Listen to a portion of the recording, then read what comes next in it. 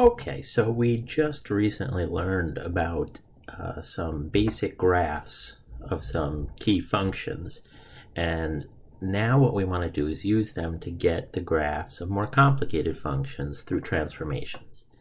So the idea here is, let's say we want to get a graph of this function g of x equals -2 times x minus 1 squared plus 3.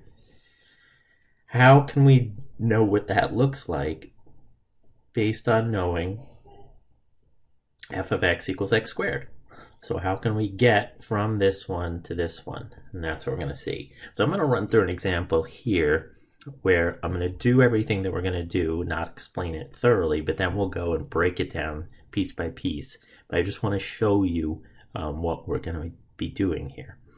All right, so the idea is if we wanted to get from the original function, so our basic function, x squared, to that more complicated one, we're going to go step by step, one movement at a time.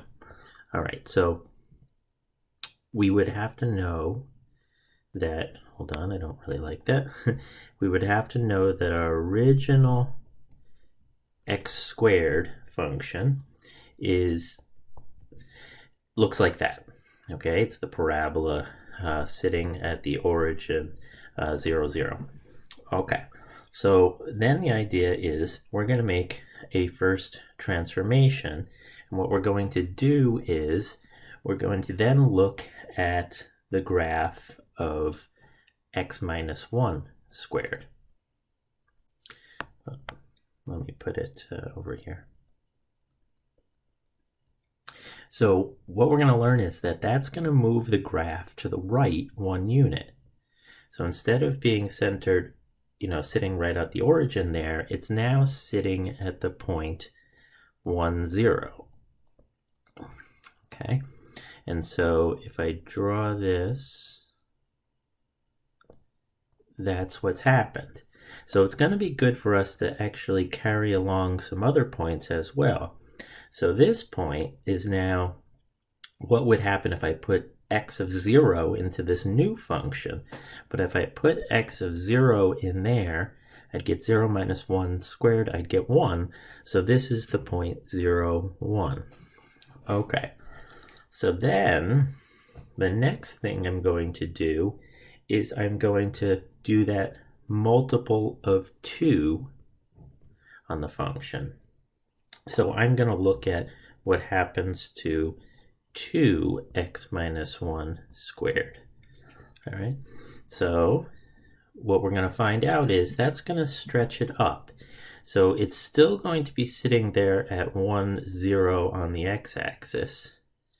But now the idea is that when I put in 0 before and I got y value of 1, if I put 0 in now for x, I'm going to get it multiplied by 2, so instead of getting 1, I'm going to get 2.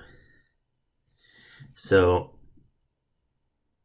my graph actually just tightens up a bit, and it goes through 0, 2 instead of 0, 1. All right, the next thing I'm going to do is I'm going to multiply by the negative. All right, if we go back to this, I'm going to take care of that. So I'm going to look at -2 times x minus 1 squared.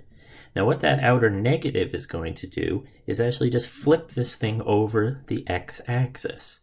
So it'll still be sitting at 1, 0 on the x-axis, but now instead of intersecting at 0, 2, it's going to intersect at 0, -2. And so it's the same thing flipped over. Okay. Finally, so that was this transition. Finally, I'm now going to put in this plus 3 at the end. Okay. So what that is going to do is lift the whole graph up 3 units.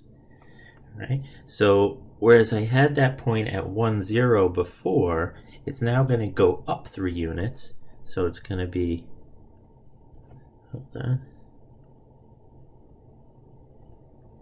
right here, no longer 1, 0, but it's now 1, 3. All right, and the other point, which was at 0, negative 2, is also going to go up 3 units. So here it's at negative 2. Those are 1, 2, 3 units is going to put it up here now at 0, 1. Otherwise, the shape of it's going to stay the same,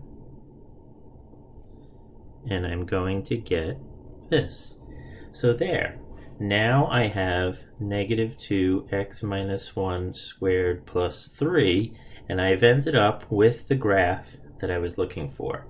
So I did it by step transformations of the function, moving it, stretching it, flipping it, and moving it again. That's what we want to be able to do. So now let's break it down in some of the individual movements that we did. The first and probably the easiest to understand is the vertical shift. All right, so what we're talking about here is moving the function up and down. So when would we do it? So first thing is we're going to let this c be positive, just so positive c values mean up and negative mean down. So what we're doing is we're looking at taking the original function f of x and then adding or subtracting the c, so the c value from the entire whole function that we previously had. So when it's positive, that c value, it's going to shift f of x up. When it's negative, it's going to shift it down by whatever units, c units. For example, let's just say we had a picture that looked like this. All right, so let's say this was our f of x.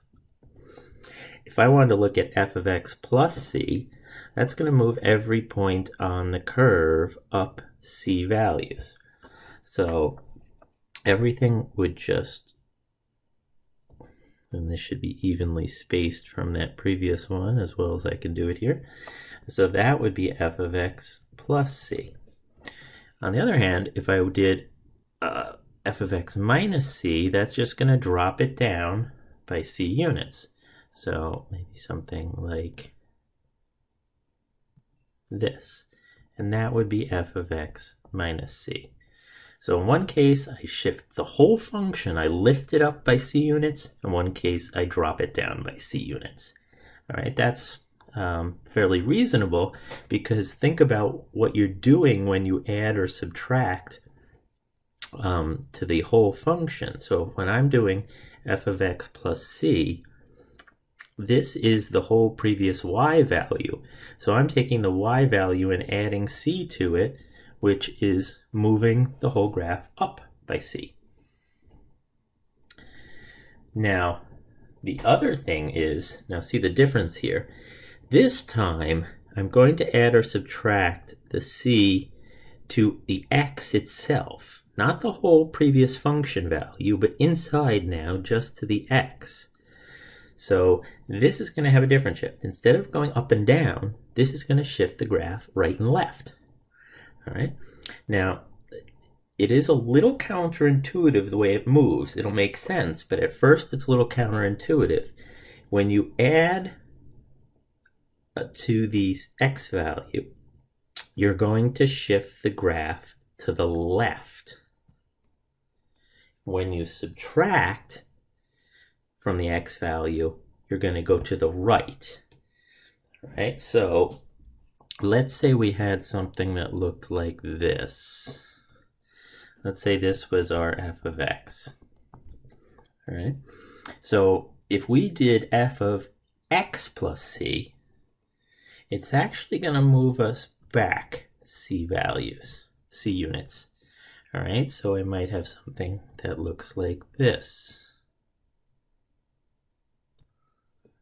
All right, that should just be, hold on, I don't like that. Let me try that again.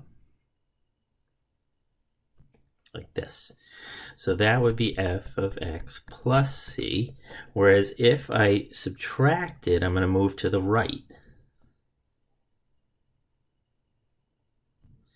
So that would be f of x minus c. And when we look at some examples with some numbers in there, it'll be a little clearer why that's the case. Okay, now notice a couple of things.